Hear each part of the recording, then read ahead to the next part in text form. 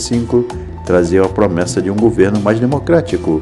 O país estava imerso em debates acalorados e expectativas sobre o futuro da nação. A ascensão de Juscelino Kubitschek à presidência do Brasil, desde os momentos iniciais da campanha até o momento da vitória nas urnas, foi marcada por tensões políticas.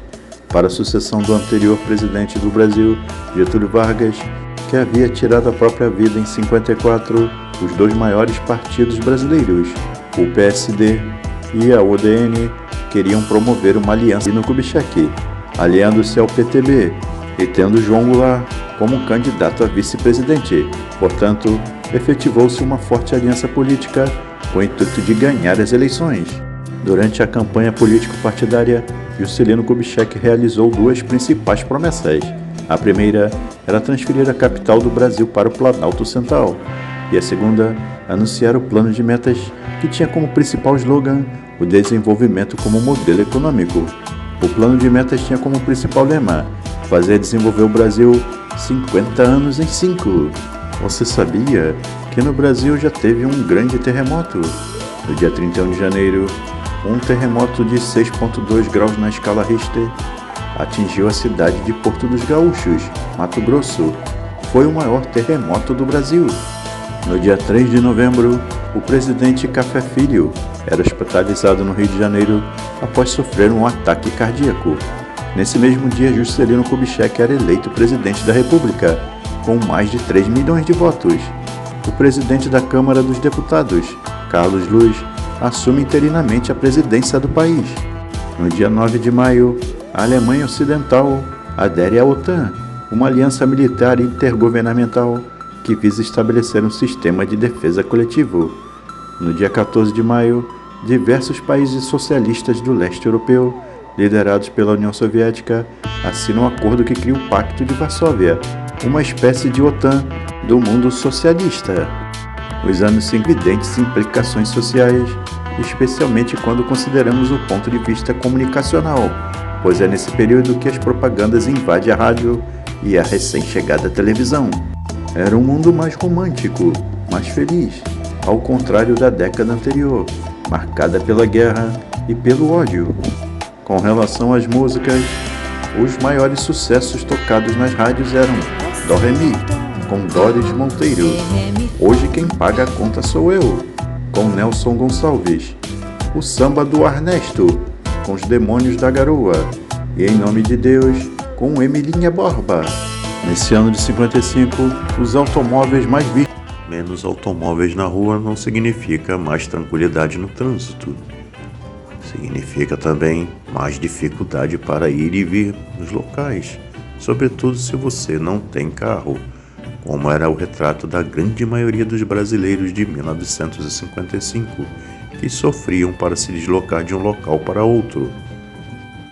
Se nos grandes centros já era difícil o deslocamento, imagine nos subúrbios, que era quase inexistente o transporte público. Apenas os bondes e poucas lotações faziam o serviço. Entretanto, a manutenção nesses tipos de veículos eram quase inexistentes, ocasionando quase sempre defeitos que acarretavam o atraso da viagem. Por essa razão, muitos trabalhadores se deslocavam aos seus locais de trabalho por bicicletas, o meio de transporte mais tranquilo e prático naqueles tempos, sobretudo considerando-se o diminuto número de automóveis em circulação, embora a precariedade das vias públicas fosse um problema para elas. Vamos verificar como era 1955 na vida dos brasileiros, sobretudo dos fatos marcantes desse ano? Vejamos. Em junho de 1955, era fundada a TV Rio, uma emissora fluminense que tinha sede na capital do Rio de Janeiro. Ela era inaugurada pelo empresário João Batista do Amaral, popularmente conhecido como Pipa. Fez parte da rede de emissoras unidas, tendo liderado, juntamente com a TV Record de São Paulo, a rede homônima entre 1959 e 1967. No dia 13 de março, eram iniciados os Jogos Pan-Americanos de 1955, que foi realizado no México, o país anfitrião. No dia 11 de junho, acontecia o maior desastre da história de Le Mans. Um acidente durante a corrida automobilística 24 horas de Le Mans, cujos carros envolvidos atingiram vários espectadores, matando mais de 80 deles, além do piloto francês Pierre Leveux. No dia 16 de junho, acontecia um bombardeio na Praça de Maio, em Buenos Aires, Argentina. Neste dia, 30 aeronaves da Marinha e da Força Aérea arrasaram e bombardearam a Praça de Maio, na capital argentina, no que foi o maior bombardeio aéreo da Argentina continental.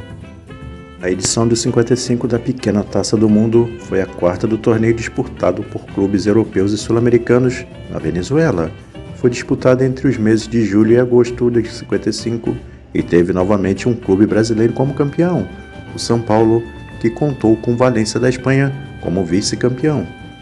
No dia 3 de outubro, Juscelino Kubitschek tomava posse como presidente eleito do Brasil. JK foi o médico oficial da Polícia Militar Mineira e político brasileiro. Foi o 21º presidente do Brasil entre 1956 e 1961. Em meados dos anos 50, o padrão de beleza a ser alcançado pelas mulheres era o de Brigitte Bardot. Note que a mulher está cada vez mais independente, mas além da bela e bem cuidada, ela ainda acumula a função de dona de casa, esposa e mãe. Já no cinema, seguindo o modelo norte-americano, difunde a moda de garoto rebelde, representada pelo ator James Dean. Os filmes mais populares são Cinderela, de 1950, e Peter Pan, de 1953. Esta era uma época em que todos os temas decorriam da ficção científica e as viagens espaciais.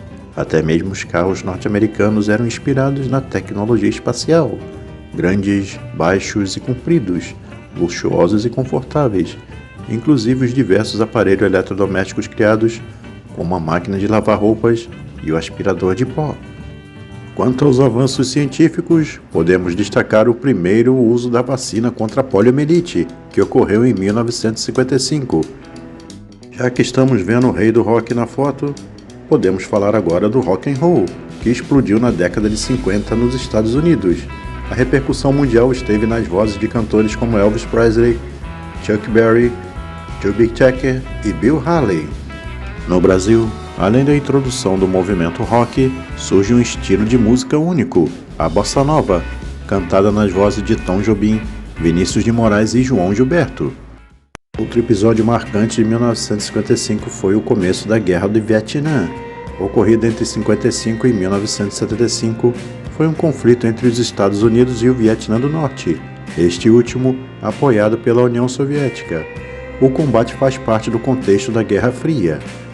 Por falar em Guerra Fria, a corrida espacial era um verdadeiro símbolo do cabo de guerra entre as superpotências, os Estados Unidos e a então União Soviética, pela liderança na exploração do espaço.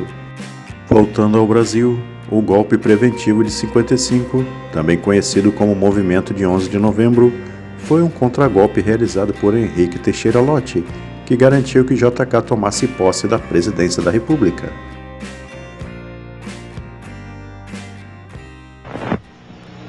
É uma das riquezas da música popular brasileira. Vamos conhecer os instrumentos do coco. Este é o tantã. Este é o reco-reco. Este é o gongue. Este é o triângulo. Esta é a viola. E agora, o coco nordestino. Coca-Cola, Coca-Cola, hoje me vai vender. Coca-Cola, Coca-Cola, hoje pra nós também.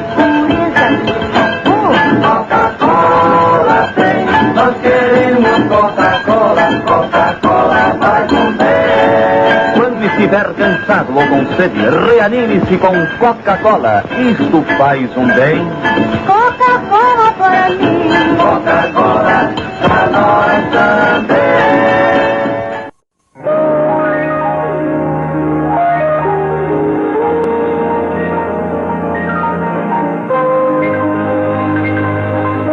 Sadia, uma companhia que está crescendo porque sabe onde tem o nariz. Este é um Dart Herald da Sadia. É sempre agradável saber que os Dart Herald da Sadia podem decolar ou pousar praticamente em qualquer pista. Sadia, uma companhia que está crescendo porque sabe onde tem o nariz. Agora vamos falar sobre os carros. Em dezembro de 1955, a Sofunde, Sociedade Técnica de Fundições Gerais, funde o primeiro bloco de motor do Brasil, de um caminhão Mercedes-Benz. No ano seguinte, o presidente Juscelino Kubitschek nomeava Lúcio Meira seu ministro da Aviação e Obras Públicas. Após a criação do GEA, o Grupo Executivo de Indústria Automobilística, estavam traçadas as metas para o setor, além de cerca de 30% dos componentes dos veículos importados já terem fornecedores nacionais, como baterias e velas, por exemplo, ganhariam as ruas os primeiros carros de passeio fabricados no Brasil, que seriam a Romizeta e o DKB Vemag Universal, mais tarde passando a se chamar Vemaguete. Nascia assim a indústria automobilística nacional, que daria fim ao longo dos tempos dos automóveis importados para ser só utilizado automóveis fabricados no Brasil. Conforme previu o GEA, até 1960, 90% do peso dos caminhões e utilitários vendidos no Brasil deveria ser de componentes nacionais. Para automóveis de passeio, esse número era de 95%. Esses objetivos seriam não só atingidos, como também ultrapassados. Agradecemos a todos os gentis amigos que assistiram até aqui nosso vídeo. Lembrando que não se esqueçam de curtir e compartilhar. E se ainda não for inscrito em nosso canal, se inscreva, não se esquecendo de acionar o sininho para receber novas notificações. E até o próximo vídeo, pessoal!